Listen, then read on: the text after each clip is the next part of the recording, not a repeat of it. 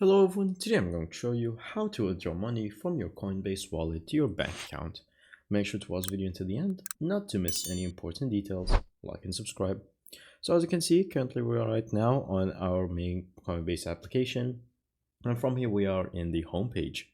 All we have to do is simply go to our assets section, and then from here is going to show all our assets, including the cash that we own on the account. And so from here, all you have to do is go to the cash section. And then once after that, you're going to simply click on withdraw. It's going to give us two options, withdraw cash or send crypto. Simply click on withdraw cash.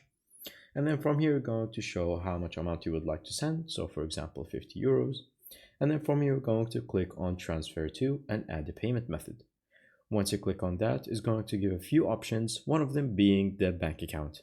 If you are living in Europe, then it's going to show Euro bank account.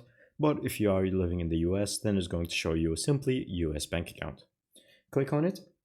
And then from here, before you deposit to your bank account, then you need to ensure that the name of your bank account is measuring to the name of you on the account. And so from here, you're going to deposit in the below account. So you're going to send 5 euros or $5 to this exact IBAN. And then from here, you're going to add the reference number that is going to be copied. Once that is done and you have sent it, you're going to click on confirm deposit. Now this might take 1 to 2 days. So once that is done and you have ensured all is good, once you click confirm deposit, then it's going to tell you that you are now allowed to send back to your bank account. And so from there, all you have to do is simply repeat the process, but instead of sending it to another bank account for confirmation, it's going to be sent directly to yours. Thank you guys for watching. See you next time. Bye bye.